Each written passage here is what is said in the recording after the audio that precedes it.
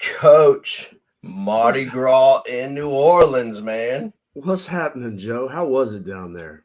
Man, it was a lot of fun. It was Yeah. it was a whole lot of fun. Yeah. So where was that exactly, Joe? That was in Uptown, St. Charles Street, Where exactly is Uptown? right by the Audubon Zoo in New Okay. Orleans. All right, cool. That was Uptown. Coach, I think we need to play the video one more time. One more time. I think we need to play it one more time. One more time, man. Let them know. Here we go. Yeah, I think you need to.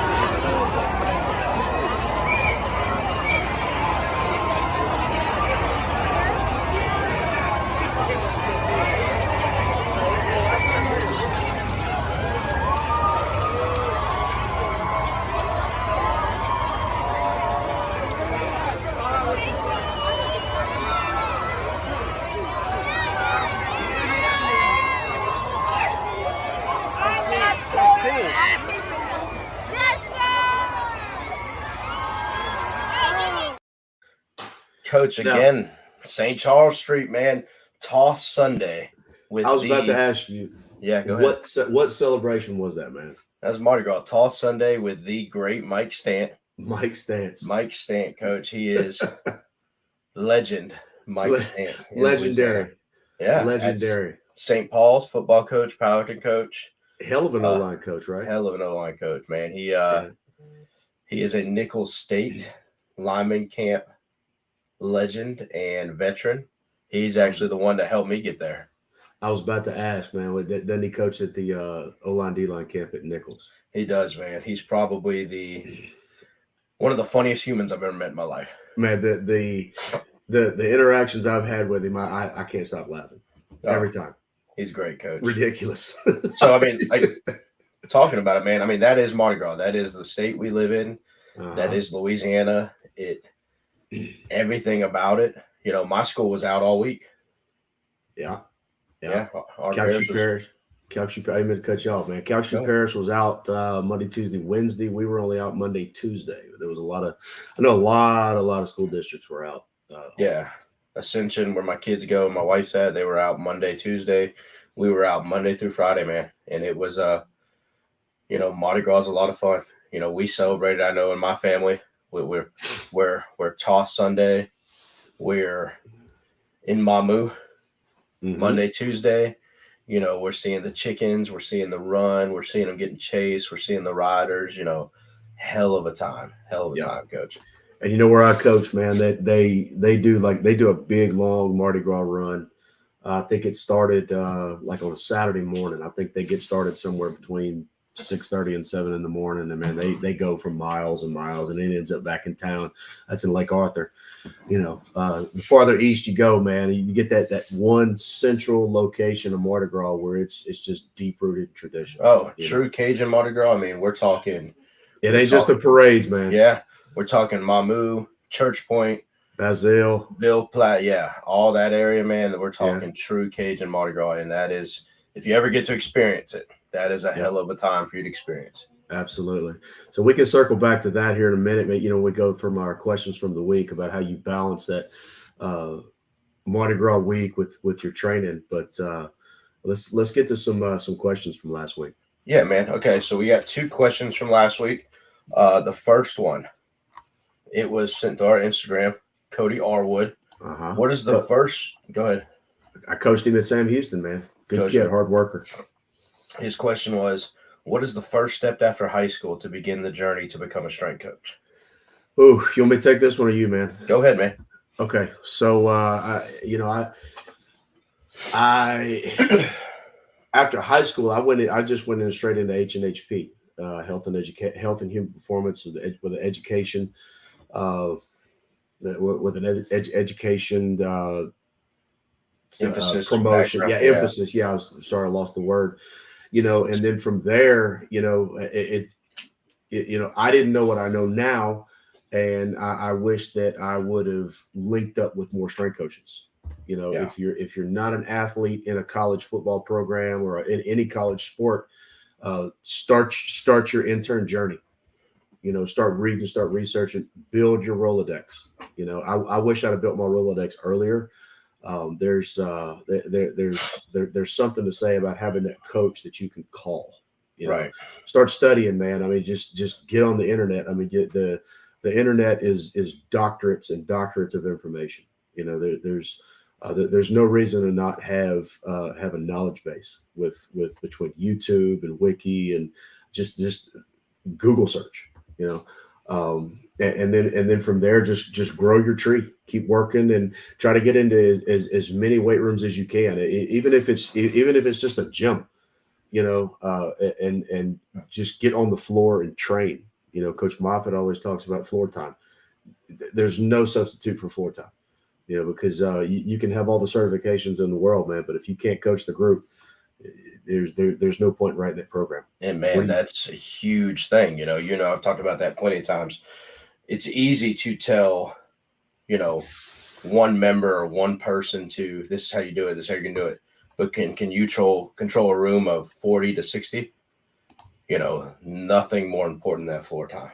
Yeah, because man, as well as I do, man, you ain't coaching everybody the same way. No. And we can talk about this here later, man. But the old school mentality still works, but you got to have a new school feel to it, man. Because kids want to know why. Yep. And I think one of the first things that I do every time I introduce a new movement, I tell them why, because they can just get online and they can read, they can research, and they can figure out all their own ways to do things that they have no clue how to implement. So why is this helping them?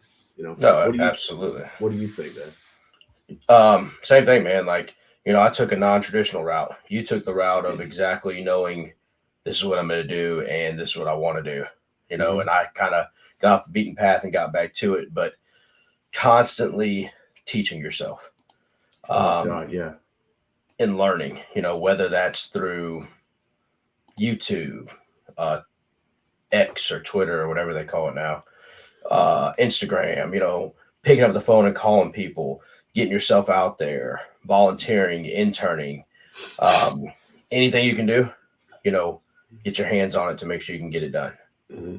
So, man, I can remember going back to where I went to high school and subbing, and of course I was subbing for coaches, because when they found out when I was a sub, and I remember putting me on the floor in the weight room, and I had just graduated the year before, and here I am in there coaching my 1 year removed teammates, from the year before, and I'm trying to hammer on them and about give better effort, and they're just looking at me like, man, I just was in the huddle with you 6-7 months ago. Who are you?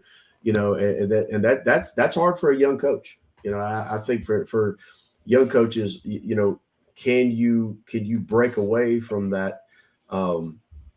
That I'm the same age, and can I be professional, and can I demand without demeaning your character? Right.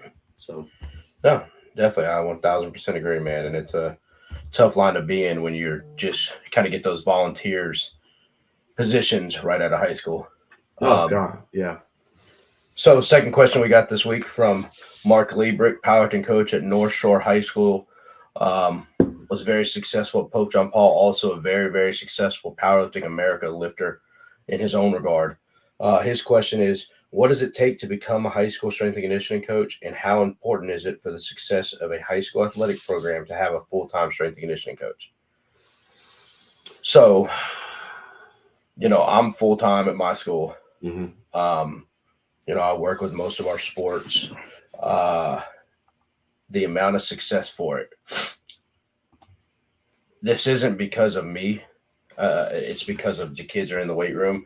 But I'll give you an example. Our swim team got in the weight room. This is their second full year in the weight room.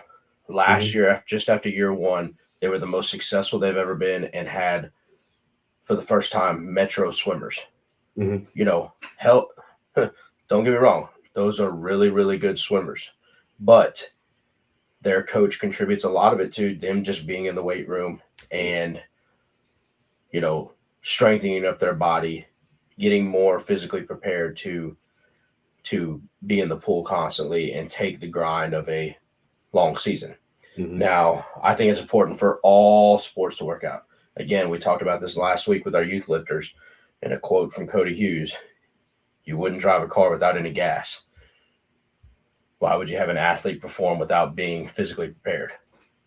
Even if it's just GPP, general physical preparedness, something as simple as that, is better than nothing. And how Mm-hmm. you do things in season, out of season may be different.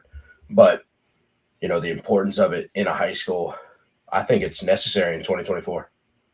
Oh God, yeah, you have to, and I was listening to Zach Evanish's podcast, and you know, he was talking about he's starting to see more and more fractures and ligament and tendon tears at younger ages, especially as they're transitioning from seventh, eighth, ninth into 10th grade, just because we had that cell phone generation where they're not going outside and they're not playing like we used to. I mean, we've all seen those posts that, like, especially as the Generation X kids, our parents have no idea how far we rode our bike in Right. in the 80s and 90s. We'd leave the house and then maybe come back sometime around 8 or 9 o'clock at night, drove all over, like rode all over town, but stopped and played basketball and football and jumped curbs all along the way. So uh, we got kids coming in that are physically weaker. Now I'm gonna tell you right now where I'm at, we got some farm kids. We Yeah. got kids that work in the crawfish ponds, and uh, they work with their family, all coming up, not just crawfish, but rice and landscaping and just work in general. So we have some kids that can handle a higher workload, and we're blessed in that. But what about those schools that those kids aren't in that situation? That it's those schools that they don't have those farms that they go out and work on, or they haven't been playing very much leading up to that point, or have they been playing too much in their selected sport? And that's a whole different topic for a whole different another podcast. Are they being overused, or are they being underused? Long story short, to a long answer short to a short question is, it's paramount, and it's becoming more and more evident that you have to have a strength and conditioning coach on campus full time. Absolutely. I mean, for the safety of the kids, knowing what's going on, and I know the big talk is, oh, certification this and certification that. And I don't disagree with it. I don't either. I don't disagree. The gold standard is the CSCS, but there are other options popping up out there that are specific to the high school strength coach. Yeah. And, I think those are great. A lot of guys and gals are going into the high school level rather than staying in the collegiate level. So, again, I think it's great. I think kind of we answered the how do you become one in the first question, and finish it off with our second question of how important it is. So, Coach, tell me about your week, man. How was your week? Man, just got ready for regionals, dude. I mean, our boys went in, and we can talk about, we can, when we talk about our specific regional talk, but segment. But man, like I said, we had Monday, Tuesday off. So usually when we have a day off in the weight room, when we have a day off at school, I give the kids a little bit more freedom. I set 2 different times for the kids to come in. We go a 9 o'clock women's team time and a 11 o'clock men's team time. I backed it up to 10 this week, just to let them have a extra hour of sleep, because kids been grinding, they've been working. My men were in a deload week for regionals.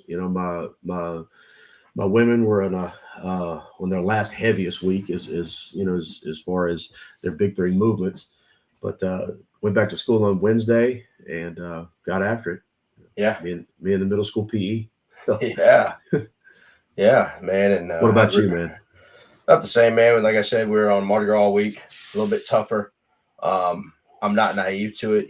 Like I said, me and my family, we celebrate Mardi Gras as well. And, I expect kids to be there when they need to be there, but at the same time, they do have their time. So our practices aren't until the afternoon during this week. We went, last Saturday, early in the morning.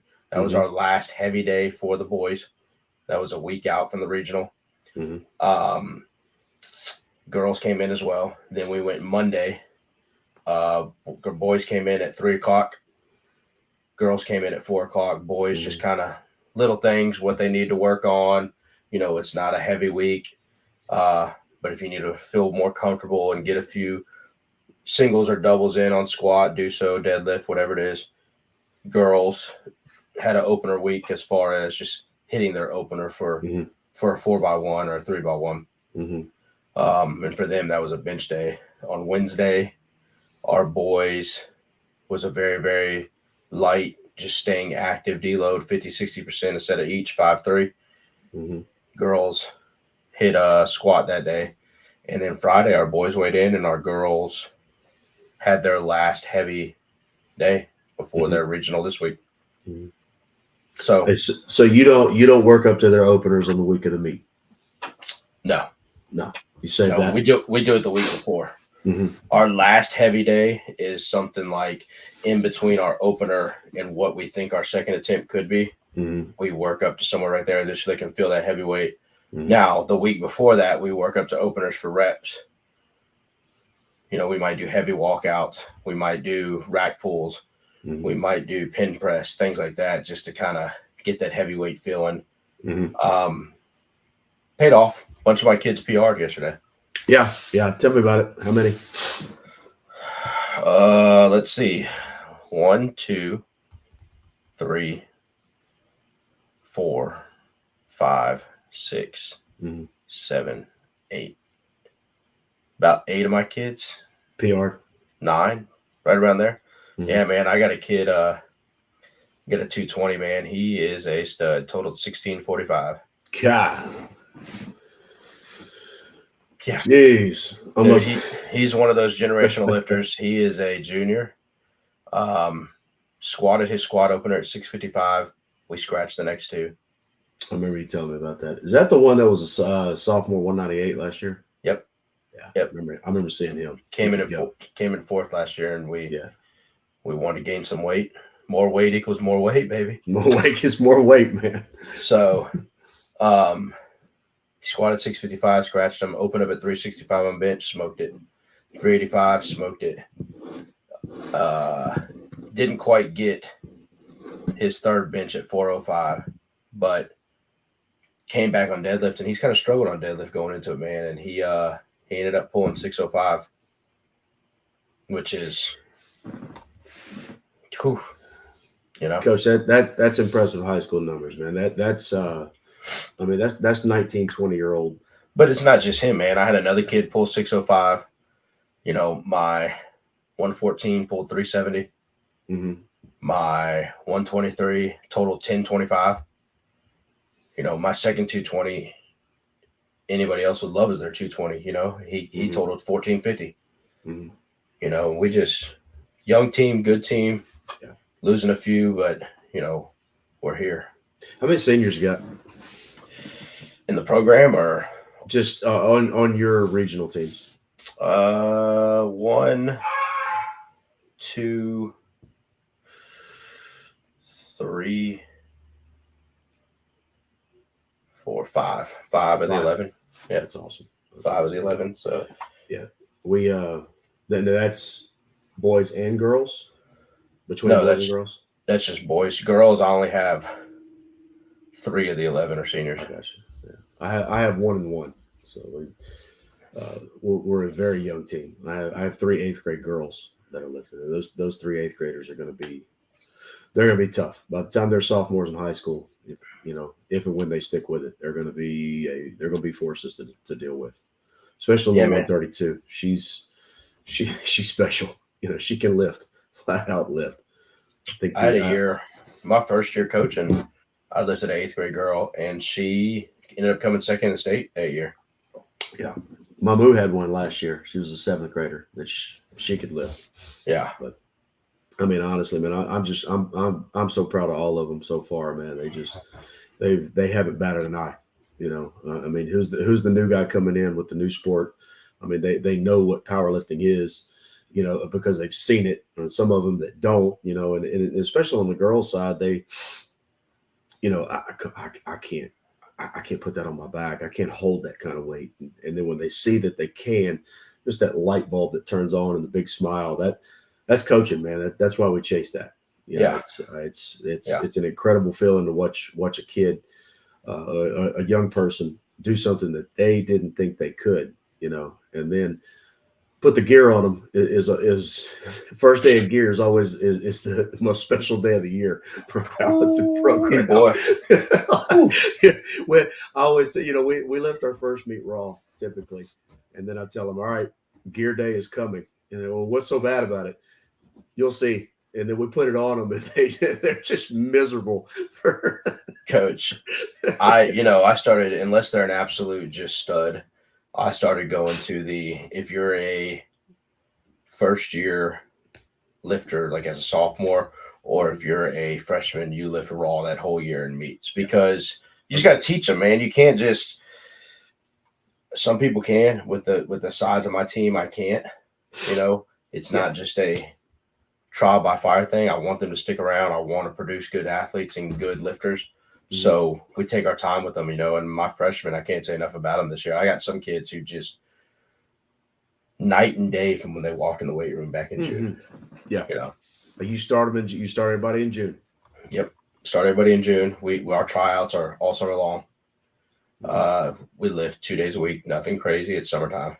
We're just conditioning. A lot of GPP work, nothing. Yeah. Again, we're just there to kind of get them used to it. Yeah. And, we have an athletic hour and we're year round in the weight room. For those that don't know, GPP, what is that, Joe? General physical preparedness. Yeah. It is very simple stuff. It could be, we mentioned some functional stuff last week, right? A lot of it, GPP is pull-ups, push-ups, core work, pushing sleds, pulling sleds, just getting their body physically prepared. A lot of plyos, people might not think powerlifters need all that, but they 100% do. Ooh-wee. Powerlifters have to jump. Powerlifters have to. I mean, I know some guys that make their powerlifters sprint. We run. I mean, it's not a lot, but we go 400 meters before every practice. Before every practice. Yep. Even now. At this point, we take away a little bit of it. We might just go a 200, so 100 down and back. But we'll do different things. It could be going forward, going backward, but we go a 400, man. Mm-hmm. Get the heart going. Yep. Yeah, get the body hot. Get it cranked up, baby. Get the body hot, yeah. So, man, so regionals, how'd your team finish? Matt, we as far as team wise, we did not place, but we finished actually better than I thought we would. I knew the kids would compete, man. I got competitive kids, man. They're not scared of weight. They're absolutely not scared of weight. And that's one thing I did inherit. Like I said in last week's episode, there was a great strength coach on campus, Casey Robinson. He was doing a hell of a job when I got there. So I inherited, kids that are not scared to lift heavy weights, and they actually they want heavy, and I had to pump the brakes on them a lot, this week and leading up to this week. Coach, can I work up to my second attempt? No, not right now. No. We actually did work up to openers on Monday and Tuesday, but it was coach guided. We got in our gear, as we always do. We train in gear, usually our last 4 to 5 sets of every workout. And the last 2 sets of their squat bench workouts, okay, stay that weight, do another set, or okay, move on, go to the next weight. Okay, let's get in wraps on squat. Let's put our straps up. Let's get in wraps and let's work up to your opener today, and we did that with every kid, and every kid smoked the weight, and we did it again on Tuesday with bench. On Thursday was a light speed day, on deadlift. I think we only worked up to about 75% of their opener, but it was for speed and technique. Now I got some deadlifters, and so a couple of kids, we did have, 365, 395, and that's 75% of their opener. which I don't know about you, but my opener is 90% of their true geared max, and so we kept it light and fast, and then on Friday we ice bath before we wouldn't wait in, you Yeah. know, and I got a lot of multi-sport kids too, so I had, I'm trying to fit in some of my girls that are on the softball team. They're coming to get their workout in because they had a game on Thursday. They're coming in during 8th hour, getting their deadlift workout in, game day workout. So shorten it up, chop the reps, worked up the one top end set, shut it down. All right, go hit dingers, babe. And then the boys after school, ice bath, and we got on the road to Crowley and went weighed in. But Yeah. yeah, it was a great week, and then in 8th hour this coming week we're gonna do key sets at 80%. So it's kind of like mini maxes, it's from the Stuckey key set system. John Stuckey, who was at University of Arkansas, University of Tennessee. He's one of those founding fathers of strength and conditioning. It's a way that every month you can mini max at a different percent. So next month and the next cycle we'll key set at 85%, but we're going to look for 8 reps at 80% this week, and 5 reps at 85 the next cycle, and then 3 reps at 90, and then we're going to look for 1 to 2 at 95%. And I can take their weight up or down. So I can, just depends on what the kid's going through. As far as body, nervous system. We do something very similar with football. We'll talk about that here in a few, but for our listeners, talking about our regional meets in the state of Louisiana, we have 1 through 5 classifications: 1A, 2A, 3A, 4A, 5A. For powerlifting, they're just opposite: Division 1, 2, 3, 4, 5, being Division 1 being 5A and working their way down to 1A and below. And how our regionals work in our state is everybody lives together, whatever region you're in geographically. From there, you're competing against one another. Regional champion sometimes could be a 1A school, sometimes could be a 5A school, 3, 2, whatever it may be. They take the top 10 composite in your weight class and division throughout the 6 contested regionals, and the top 10 then make it to state, which, those things will start coming out this week for the boys, Monday, Tuesday time frame, where a lot of boys are going to find out, hey, man, I made it to state. I'm going to the show. I'm going to the Cajun Dome. It's going to be great. So something I want to touch on, man, you were talking about it. What I'm going to do real quick is I'm actually going to share my screen and give our listeners a little look into kind of what goes into some of these meets and planning for your kids and charting for your kids. Now, I have taken away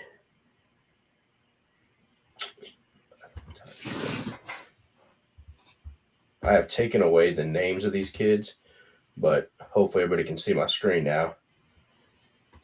So this is what we use at my school. We have our openers where it says open. Our 100% is what they've done.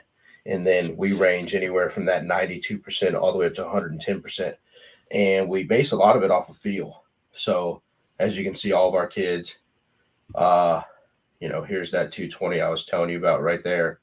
That's 635 at the best he's ever done in a meet, but we opened him up actually at 655. It was just one of those days where we were feeling really, really good. So all this goes into it. We give our coaches each a copy of this. That way, whatever kid they're with, they know what's going on. We know what our next numbers are. We know where to make jumps at, how to do things. And if you look at some of this, like this top one right here, this kid opened up at 165. He actually went off his chart. He ended up benching 190 yesterday at 113 pounds. That's impressive. Yeah. So just for our listeners to kind of see, that's a lot goes into this. It's not just Neanderthals going out there and just, hey, here's this number, let's go lift it. It is a lot that goes into it, and how to win the region, and a lot of planning and a lot of tracking and a lot of how you get things done. So absolutely, awesome. not easy. It's 100% not easy. So tell people for them that don't know, how significant is, say, like that 190-pound bench press at 113-pound body weight. I mean, we're talking about, Coach. I mean, he's getting up in range where he's almost benching double body weight. That's at minimum body weight plus a half. I had a 123 kid this weekend who weighed in at 121 who benched 235. Mm. I mean, again, he's one of those that, and he had a little bit of room to go. So Yeah. we're talking almost double body weight, and it's impressive, man. It's impressive. The state of Louisiana yesterday had its very first high school kid total 2,000 pounds. That's I mean, what weight class? super heavyweight. Okay. He squatted 825, benched 475, and deadlifted 700. First high school kid to get a 1,900-pound total and a 2,000-pound total. Coach, how about this? This is in the this state, crazy right? part. Yeah. Okay. How in Louisiana? Yeah. Salmon High School. How Yeah. crazy is this? The second place finisher to him totaled 1825. Jeez. That's a career day for anyone. And then you got a guy in front of you totaled 2,000.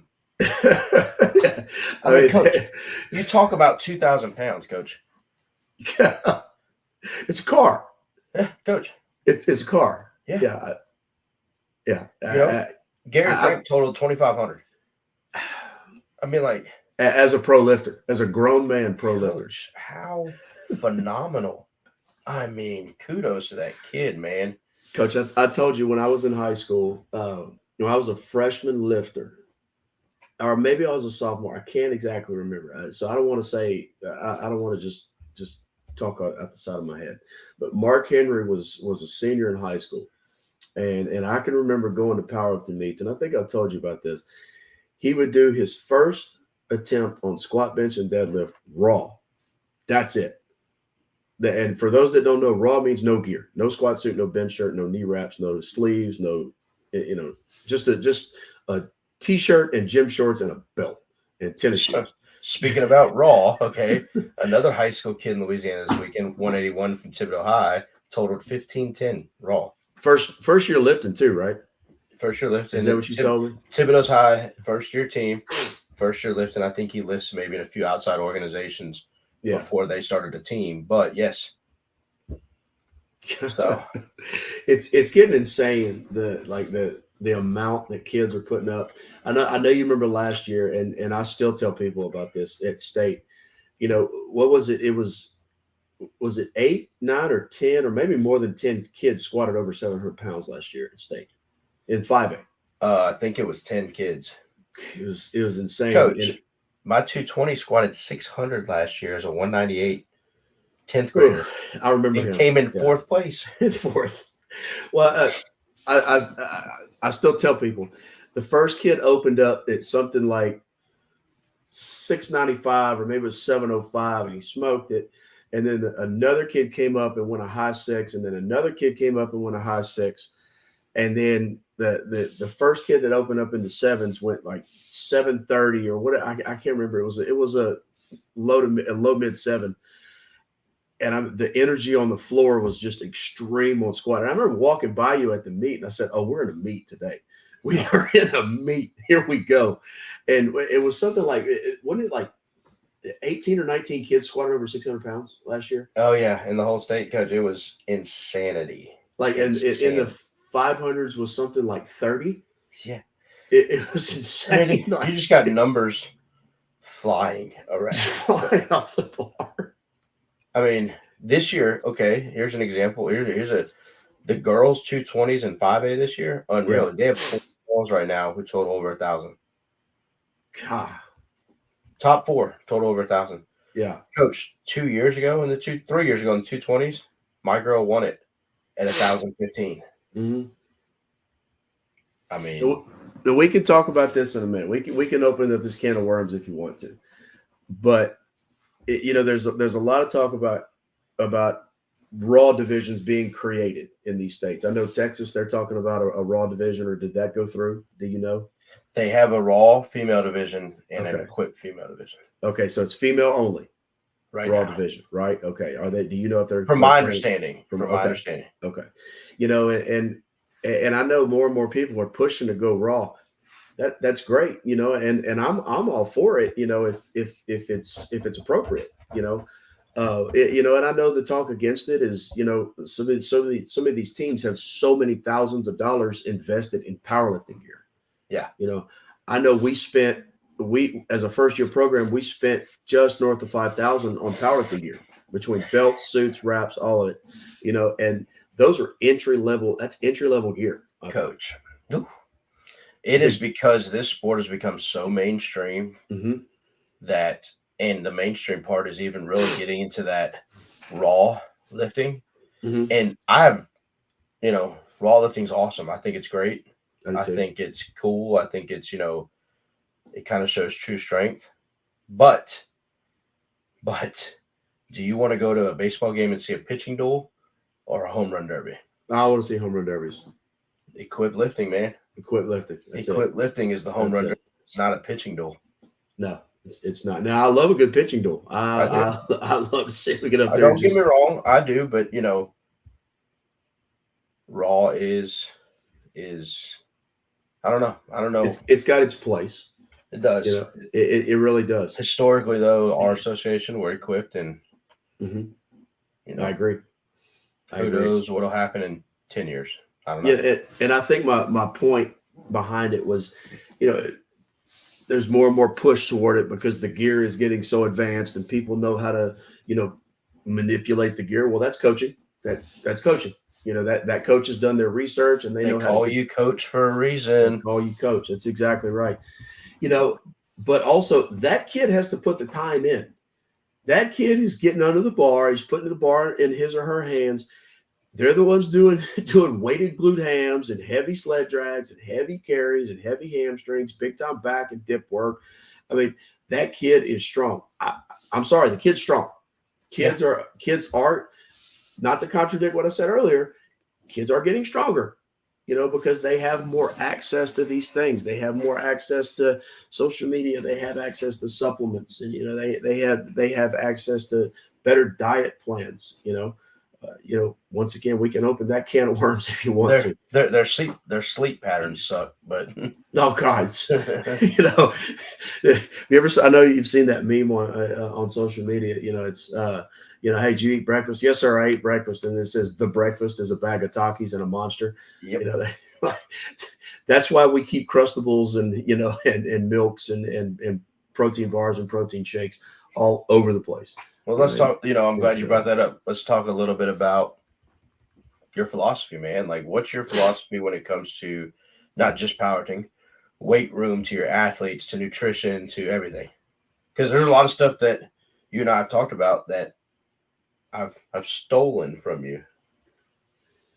No, hey, borrowed. Because I've borrowed many things from you too, sir. So. I mean, tell me about your philosophy, man. What do you? Let me expand on the borrowed thing. That's what strength coaches do. Yeah, it's called research. So, I know your swarm competition was our prowl competition this past. And I stole that from Kurt Hester. Yeah, he's done it everywhere he's been. I hope he does it at Houston, which I know he will. Yeah, and our nutrition, my nutrition center, our athlete pantry became your pantry. And that was originally Wasserman High School. Yep. Terrence Cahey created that. Yep. And so that's something that needs to be installed in a lot of situations too, is in the high school setting. If you can give a kid an extra 1,000 calories before he walks out the door to go home, when he doesn't know where his next meal might come from, or mom and dad working late and I would rather give him that than him go eat, chicken sandwich and heat up Velveeta macaroni. Just keep them from eating out of the window, man. Yep. Just keep them from eating out of the window. And I do as I say, not as I do sometimes, right? Oh, what did we say yesterday? There's no calories on meat day. Yep. I just ate like a fat pig between lifts when you can. You pop into the hospitality room. Shout out to Matt Shelton and Catholic High, even though he told everyone that I set a record in the hospitality room of eating Italian meatball subs. He announced that to the whole meet. I was about to say, Joe, what'd you eat, Joe? What'd you eat? Italian meatball subs at Catholic High School's hospitality room for the East Regional Championship out here. Uh-huh. Phenomenal. The hospitality room at the Bruley High School Wrestling Invitational used to be hands down the best. Oh yeah, Legendary, absolutely legendary. It'd start at 6 in the morning, and yeah. sometime around 6 p.m. they'd stop bringing in food, but every 3 hours they'd bring in 9 new dishes. And I mean, Ooh. you're going from beignets and breakfast casserole to turtle sauce pecan jambalaya to gumbo to to sticky chicken and steak Yep. fajitas and everything. Okay, Hey, Coach, best red beans and rice I ever had in my life was at your hospitality room this December. Coach, that was our home ec teacher. Miss Newman did such a great job. She volunteered to make that, and you're not lying. Between that and the hospital and the red beans and rice sold at our concession stand that our head football coach's niece Ebony made. I don't know who ate better, the fans or the coaches. I still Coach, think about those red beans and rice from that hospitality room. Coach, and then I was putting it in our lifter helper hospitality room, which I think you got to have at a power to me. You got to have something for the kids that are lifting and helping. But good Lord, okay, enough from food talk. That's not what Yeah, people hear. yeah. Actually, they are. It's not just strength and conditioning. One word: philosophy, discipline. Hands That's down, everything. discipline. Discipline's everything for me. I think that motivation is fleeting. It's why I'm not a big rah rah speech guy. One, I don't sound very intelligent whenever I rah rah the kids. Uh, Yeah, we all use some words that are sometimes not acceptable, and I tend to use too many of those words when I try to motivate athletes. So I just stay away from it. So one, I don't want my kids talking like that. Now, in the heat of battle, things get said. I'm I'm sorry to say, coaches. Some coaches we cuss, and I don't like to. And part of our Tiger Spring games, we're trying to clean up our language in the locker room, in the weight room, and it's a 25 push-up policy. Doesn't matter what the word is, and minus 25 on your team. And I'm holding myself to the same standard. You know, yeah, if I drop one, get down and get 25 push-ups. yeah. And the kids are calling me on it too. Coach, you cussed. Okay, my fault, guys. I got it. Notice how I said my fault. I don't let the kids say my bad. Yeah. Yeah. Okay. Okay. No shit. It's your bad. Like, Yeah. Yeah. Yeah. Don't tell me my bad because it ain't mine. I say that all the time. yeah, Admit that you're wrong and say my fault. I screwed that up. And there's part of discipline is admitting when you're wrong. yeah. And can I admit when I'm wrong? Because if I can, I can go back and fix it. It's being a You know, man. It's. just straight up be a man, be a grown woman, be a grown man. I've told the kids when I was wrong. I've told the athletes, guys, I was wrong. You will not get this out of me again. I know I was wrong. I'm gonna correct it. If you cannot admit that you're wrong, your words are not going to be as effective. I'm sorry. You know, uh, do as I say, and I'm going to work on what I do. Yeah, But part of our mantra in the weight room is the first word of it is discipline. yeah. Discipline, attention to detail, relentless effort. And I make them say it every day. Discipline, coach. Attention to detail, relentless effort. And I want to make a shirt. Not to steal it from the Dare program, but Dare. Discipline, attention, detail, relentless effort. Because I think those are three components of a great athlete and a great teammate. Like I said, motivation is fleeting. One of the best old coaches in the area around here, he said, man, all the rah-rah stuff, it's gone after 90 seconds. And it comes back to discipline. Are you going to revert to your training and do the things that you're coached to do? That's discipline to me. Yep. And it's not just on the field. Is your rack set up? Are the hurdles set up for warm up? Are the cones out? Did you get the bands? Did you get the landmine extensions? Did you go weigh in on weigh-in Wednesday? Are you coming to me and saying, Coach, what else do we got to go? What else do we got to get set up? Yeah. Because I tell them all the time, yeah, I got to make you a better athlete. I want to be a monster maker in here. But if I don't hold you accountable as a man or a young woman, I am cheating you. If I don't make you a better person, I'm cheating And you. I'm glad you brought up that word because discipline, accountability. Mm-hmm. holding each other accountable. That's one of my biggest things. Mm-hmm. Them not cheating in there and them not letting their teammate cheat in there. Mm-hmm. If both those things happen, we win state championships. Absolutely. You let Absolutely. one link of that chain break, you get 3-7 seasons. 3-7, 4-6 at the best. Yeah, like accountability, discipline, everything else takes care of itself. The culture starts to Absolutely. build, the belief starts to build, the rah within them, because I'm not a big rah guy. I was in the beginning of my career. I've kind of backed away from it. Um, Were you a loud coach when you were young? I was, man. I was I was too. loud. I was vibrant. I was in your face. And I still can be that guy, Mm-hmm. but it's almost like a flip of the switch. Mm-hmm. I'm very loud and Ronnie Coleman esque Yeah. in the weight room, but Mm-hmm. I'm not a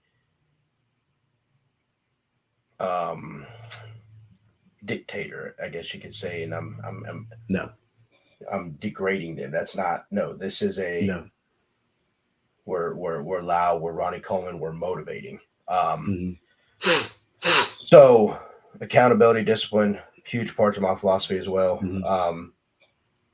As far as weights go, I mean, let's touch on that briefly, because I think we could talk about this some next week, maybe.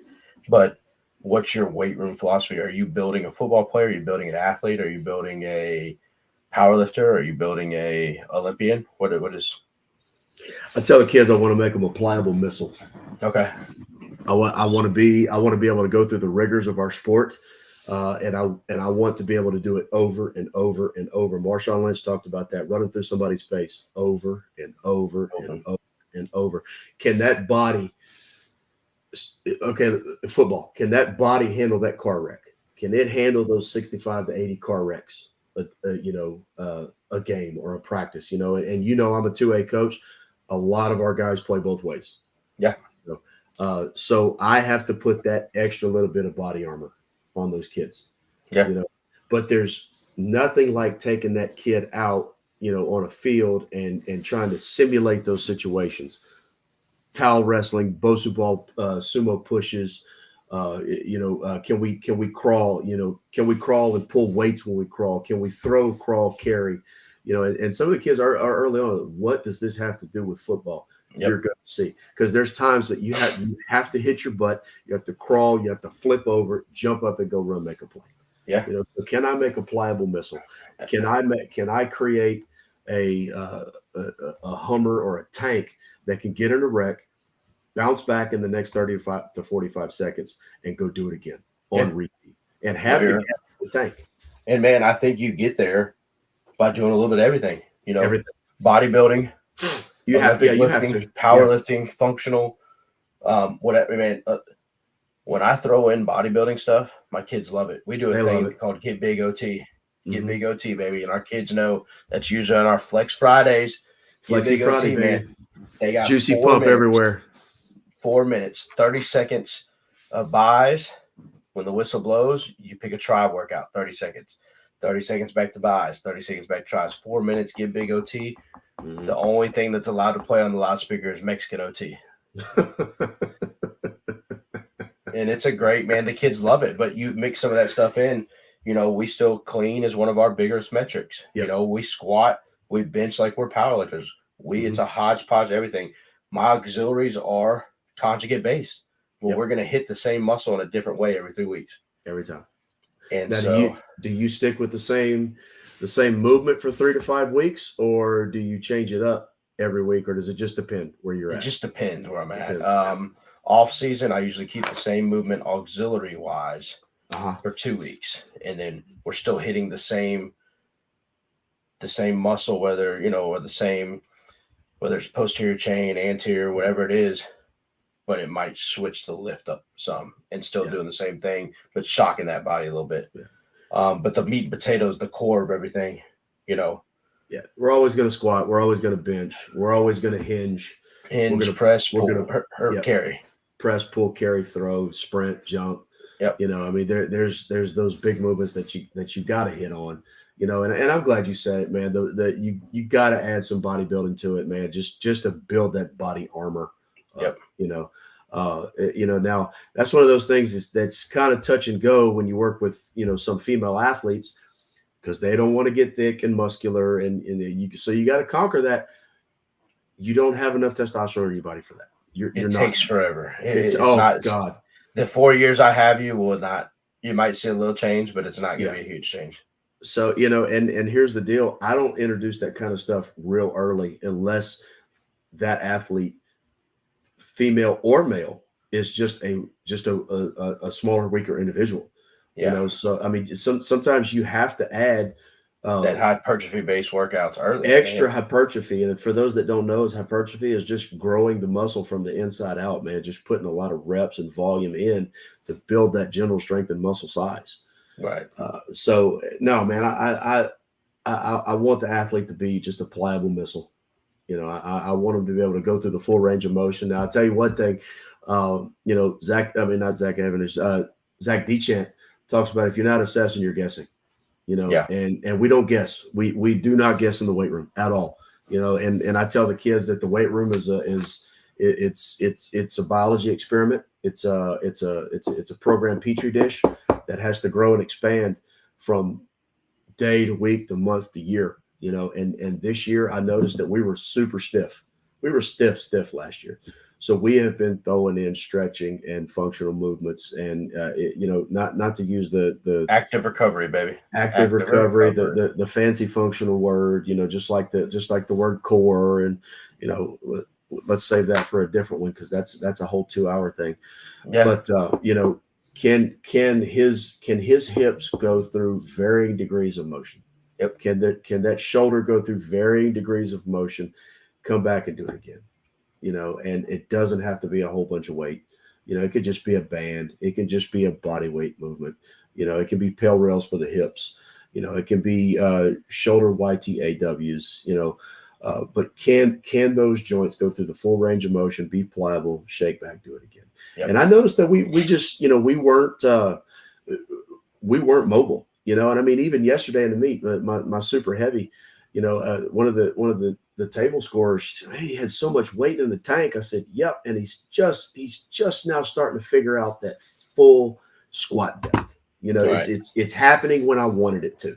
Now he's starting to peak in that, and now he feels really good, about where he can go down to and how fast he can get out of the bottom. Yeah. And this is a big kid too. Now this is a kid that I tried to push to super heavy, and he looked at me just with almost big puppy dog tears, like, Coach, don't make me eat anymore. I can't eat anymore, Coach. he said there may be an accident on the bus if you make me eat anymore, Coach. I love it. And I said, all right, big fella, you ain't got to eat no more. I love it, man. And he got to 272, and I mean, this kid is big. Yeah. And I think he's got another 2 inches to grow. And when his body really unlocks and figures it out, whoo, my goodness, it's going to get nasty for some people. Nice. Because he's got that nasty switch. That's my super's finally starting to figure out a little bit of his hips with deadlift, man. Mm-hmm.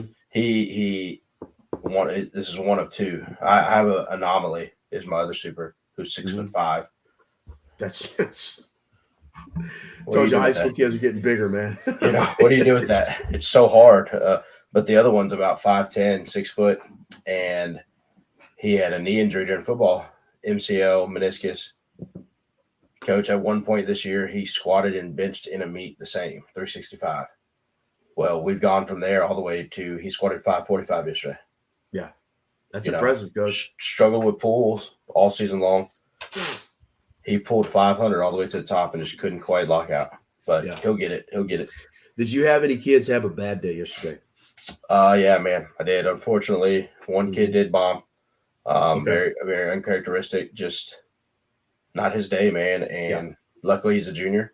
Yep. He'll be back. But we live and we learn. Yep. For those that don't know, bomb means he missed 3 consecutive lifts, 3 consecutive attempts on the same lift. Yep. Which you don't want that to happen to a kid. You absolutely don't. It's tougher when they're seniors, but luckily he has another year. I've seen kids that have done it as sophomores or juniors, and they come back with a relentless mindset. Mm-hmm. Oh God, Look, we're nearing time, man. It just went by quick. Next week, what we got on the slate, baby? What we got on the slate? The wives, dog. They're getting on. The wives. Miss Lena. The wives are coming on. Miss All right. Lena and Miss Betsy. Yep. It is going to be fireworks. They're going to tell y'all. Straight fireworks. They are going to tell y'all a little bit of the life of a coach's wife. And I can't wait to hear what they have to say. They are mom and Absolutely. dad for 70%, 80% of the year. And I can't wait to hear it. It ought to be fun. It ought to be Explosive. explosive, funny. Oh It's yeah. always great to get them together. Oh yeah. Well, they've gotten to become friends. On Yeah, our kids going to powerlifting meets together. I know. Hopefully, Annalise gets to lift with Will again in April. Speaking of, man, he's got his third meet coming up, and in fact, we're about to start our 3 to 4 day training montage with him for the next 2 months. And he found out yesterday that at least 4 of the kids on our powerlifting team at Lake Arthur are going to lift with him in that meet. So he is sweet, super sweet, juiced about that, man. sweet, man. Yeah, my daughter lifted with a bunch of our kids one time in Hattiesburg. Yeah, that had to be, and that's special for those kids, man. It Oh really yeah, is. oh yeah. So before we get out of here, something we do every time, man. We got a few viewers right now. Does anybody have any questions, live questions for us? We love the live question aspect. We think it's something we want to keep around. Remember for us, this is trial and error. So, any live questions we got for the last couple of minutes? No, it's not a question, but Crazy Garden Cat Lady says she cannot wait. All caps. She screamed at that until next week's show, especially with the wives coming on. Thanks, Mom. Thanks, Mom. Yeah, it's hopefully maybe our kids will make a guest appearance too before we have to run. Oh man, how great would that be? Because I don't I know your kids, they're awesome, and my kids are. Everybody says that about their kids, but I know my daughter will be attached to my wife's hip if she sees a camera, and a microphone. Mike Robinson, man, thank you for joining, man. That was my college strength coach. Y'all doing a great job. Love the content. Speaking of Mike, last year, Joe, I want to throw this in. Last week, he called me, man, and Coach Rob and I keep in touch. Not enough, man, but coach is one of the reasons that I'm a strength coach. He taught me so much about Olympic lifting. He was one of Gail Hatch's lifters. But and in fact, he knows Matt Bruce. They lifted together under Coach Hatch, at his facility, and he had a great point about kids starting lifting, and his thing was, at what point would you put a kid out in the yard to mow grass and to rake leaves and to do physical labor? It's relative. As long as you're paying attention to, to form and function, and technique is paramount. And I know I put down some videos last week of Will training, and I'm gonna put down some more. Which by the way, we'd love to put down some pictures and videos of our kids in our weight room, but just that's a bridge that we can't cross right now.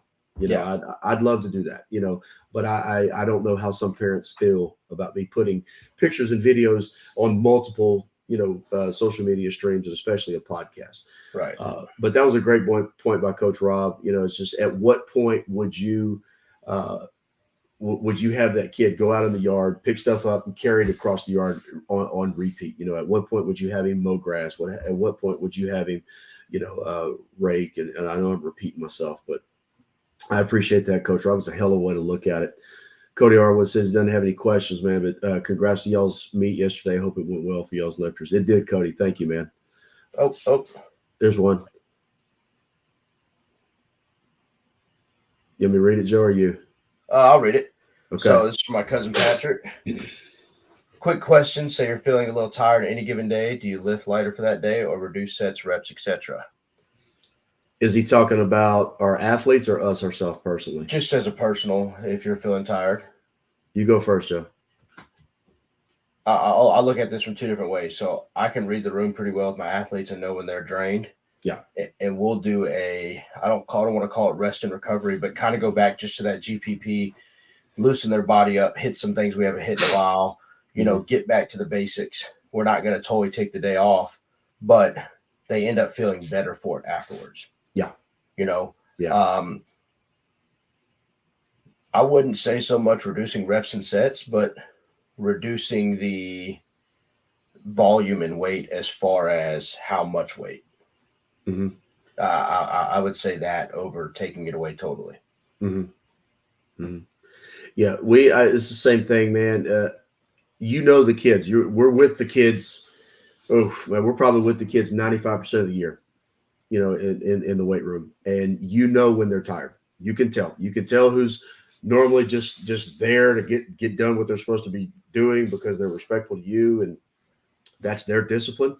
But you also know when the kids that normally have juice are running low, and that's when it's your job to say, okay, my dad was a band director forever.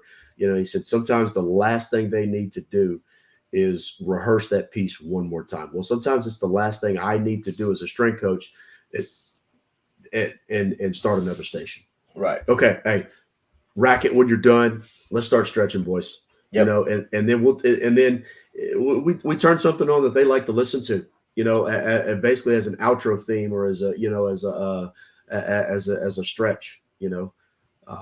As a stretch theme music or something. You just something to kind of boost their spirits. I don't let the kids touch the radio very much. I kind of have rules about that. Can you bench, twice your body weight? Okay, then you can pick the song, but otherwise I know what you like. I'm playing the music, Yep. But Yep. yeah, man, I see Instagram ended, man. 1 hour. That's our end. So, we got this little treat for you. We're still live on YouTube right now, and then this episode will be on demand. Got a little treat for you for us to kind of do our outro. If you've never seen Mardi Gras in Mamou, you're about to get a little taste of the riders coming back. Before we play that, man, thanks for everybody for tuning in. We're super excited about this thing, man. We only want this thing to get better. So give us what you need to give us as far as questions or comments, concerns, man. We only want to make this better because we're doing this for you. Yep, very open to feedback. So we will see y'all next Sunday night with our wives at 7 p.m. Same time, same place. All right, Joe. See you then, man. All right, man.